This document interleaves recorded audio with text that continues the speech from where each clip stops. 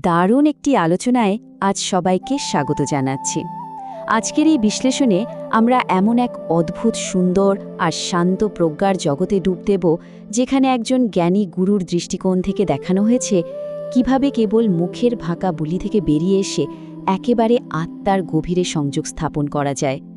চলুন আর কথা না বাড়িয়ে সোজা মূল বিষয়ে ঢুকে পড়ি। অনেক আধ্যাত্মিক পথের অনুসারী আছেন যারা প্রতিদিন নিয়ম করে পবিত্র শব্দগুলো উচ্চারণ করেন, কিন্তু একটা সময় পর হঠাৎ মনে হয় শুধু তো মুখে নড়ছে, মন তো সেখানে নেই। ঠিক এই জায়গাটাতেই একটা বড় ধাক্কা লাগে। মন যদি নাই শোনে, তাহলে কি শুধু মুখে নাম জপলে কোনো কাজ হয়? সত্যি বলতে আধ্যাত্মিক পথে হাঁটা যে কারোর জন্যই এটা একটা ভীষণ চিন্তার বিষয়। আর ঠিক এই দ্বিধাটা কাটাতে দারুণ একটা উদাহরণ দেয়া হয়েছে। ধরুন, মুখের এই জিকির বা স্মরণ একেবারেই যে মূল্যহীন তা কিন্তু নয়, বরং এটা হলো খুব জরুরি একটা প্রথম ধাপ। অনেকটা কারো দরজায় কড়া নাড়ানোর মতো ব্যাপার। কিন্তু সত্যিকারের সংযোগ পেতে হলে তো মনের ঘরে প্রবেশ করতে হবে। শুধু কড়া নেড়েই তো আর ঘরের ভেতরে ঢোকা যায় না, তাই না? আর শুধু দরজায় দাঁড়িয়ে থাকলে তো মূল গন্তব্যেই পৌঁছানো হলো না। একটু ভেবে দেখুন, মন অন্যদিকে রেখে যদি কারোর নাম ধরে ডাকা হয়, সে কি মন থেকে সাড়া দেবে? কখনোই না। ঠিক তেমনি স্রষ্টাকে ডাকার ক্ষেত্রেও আমাদের আসল গন্তব্য হল মন বা অন্তর। তো এখন প্রশ্ন হলো, কিভাবে আমরা এই দরজার চৌখাট পেরিয়ে একেবারে ঘরের ভেতর ঢুকতে পারি?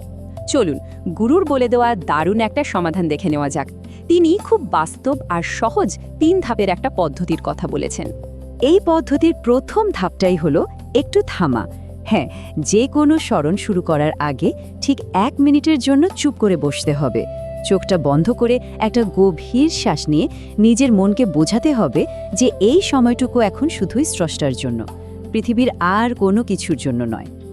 এরপর আসি দ্বিতীয় ধাপে। এটা হলো গভীরভাবে অনুভব করা। পবিত্র শব্দগুলোকে কেবল জিভের ডগায় একটা ফাঁকা বুলির মতো রেখে দিলে চলবে না, বরং বুকের একেবারে গভীর থেকে, মানে হৃদয় থেকে সেগুলোকে উচ্চারণ করতে হবে। শব্দগুলো যেন বুকের ভেতর থেকে একটা সুন্দর প্রতিধ্বনির মতো উঠে আসে। আর সবশেষে সবচেয়ে গুরুত্বপূর্ণ বিষয়টা হলো এই তৃতীয় ধাপ, পুরো স্মরণ বা জিকিরটাকে নিজের শ্বাসের সাথে একেবারে মিশিয়ে ফেলা। যেমন ধরুন, শ্বাস নেওয়ার সময় স্রষ্টার নাম আর শ্বাস ছাড়ার সময় তার অস্তিত্বকে স্বীকার করে নেওয়া। এই অদ্ভুত সুন্দর পদ্ধতিতে প্রতিটি শ্বাস প্রশ্বাসই সারাদিনের জন্য একটা অদৃশ্য প্রার্থনার রূপ নেয়। এখন এই চঞ্চল মন নিয়ে গুরুর যে দৃষ্টিভঙ্গি, সেটা সত্যিই দারুণ স্বস্তিদায়ক। তিনি মন এদিক সেদিক ঘুরে বেড়ানোটাকে কোনো ব্যক্তিগত ব্যর্থতা হিসেবে দেখেননি, বরং এটাকে তিনি একটা লাফিয়ে চলা বানরের সাথে তুলনা করেছেন। মনের তো স্বভাবই হলো বাজার, সংসার বা দুনিয়ার নানা চিন্তার দিকে ছুটে যাওয়া। তাই মন যখন ছটপট করে, তখন কোনোভাবেই কিন্তু রেগে যাওয়া যাবে না। কারণ আমরা সবাই জানি, বিরক্তি বা রাগ দেখালে ওই বানররূপী মন ভয় পেয়ে আরও দূরে তাড়িয়ে যায়। এর বদলে যা করতে হবে তা হলো মনকে খুব ভালোবেসে আদরের সাথে ফিরিয়ে আনা শিখতে হবে। মনকে বারবার এই স্মরণের পথে আমন্ত্রণ জানাতে হবে। এই বিশ্বাসটুকু রাখতে হবে যে স্রষ্টা সেই মানুষদের ভীষণ ভালোবাসেন যারা ধৈর্য ধরে চেষ্টা চালিয়ে যায়।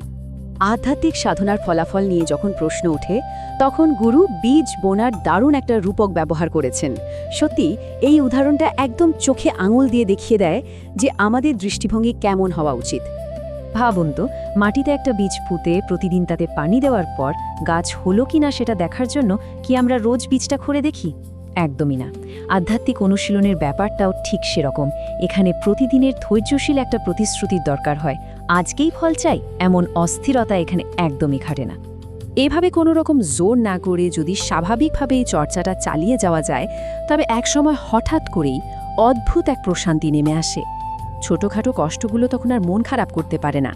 মনে হয় যেন বুকের ঠিক ভেতরটায় এক অনাবিল আনন্দের আলো জ্বলতে শুরু করেছে।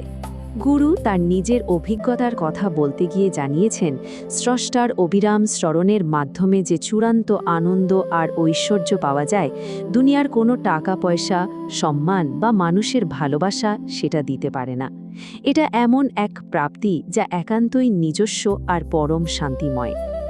তো গুরুর এই চমৎকার দিক নির্দেশনার পুরো সারাংশটা যদি আমরা দেখি তাহলে কয়েকটি মূল স্তম্ভ আমাদের সবসময় মনে রাখতে হবে।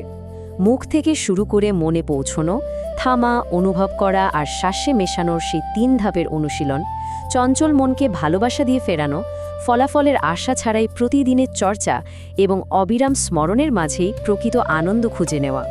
এই নিয়মগুলোই যান্ত্রিক পুনরাবৃত্তিকে সত্যিকারের আধ্যাত্মিক জাগরণে বদলে দেয়।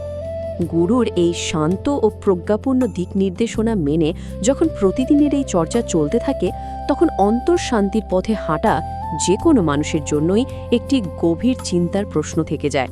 আজকের এই স্মরণ কি কেবল দরজায় করার নাড়াই ছিল, নাকি হৃদয়ের ঘরে সত্যিকারের একটা প্রবেশ?